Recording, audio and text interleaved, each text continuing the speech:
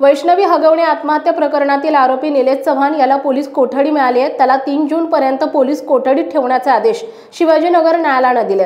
शुक्रवारी पिंपरी चिंचवड पोलिसांनी त्याला नेपाळमध्ये अटक करून पुण्यात आणलं होतं। दरम्यान गेल्या 10 दिवसांपासून फरार असलेल्या वैष्णवी हगवणे आत्महत्या प्रकरणातील निलेश चव्हाणला नेपाळमधून बेड्या ठोकल्यात। त्यानंतर आज 31 मे रोजी त्याला कोर्टात हजर करण्यात आलं होतं। त्यावेळी सरकारी वकिलांनी केलेल्या युक्तिवादानंतर कोर्टाने त्याला 3 जून पर्यंत पोलीस कोठडी सुनावली आहे। वैष्णवीचं निलेशने कोणत्या अधिकारावर घेतलं तसंच त्यांच्याकडून पिस्तूल आणि मोबाईल डेटा जप्त करायचा यासाठी त्याची कोठडी पोलिसांनी मागून घेतली आहे। निलेश चव्हाण बद्दल आता अनेक धक्कादायक गोष्टी समोर येत आहेत। निलेश चव्हाण यांच्या पत्नीनेही त्यांच्या विरोधात पोलिसात तक्रार दाखल केली होती, ज्यामध्ये त्यांच्यावर छळ आणि जबरदस्तीने लैंगिक संबंध ठेवल्याचे गंभीर आरोप करण्यात आले।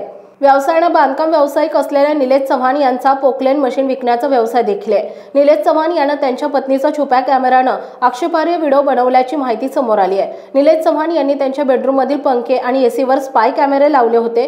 त्यांच्या पत्नीला संशय आल्यावर त्यांनी निलेशला विचारलं, त्यावेळी निलेश उत्तर देण्याचं टाळत होता।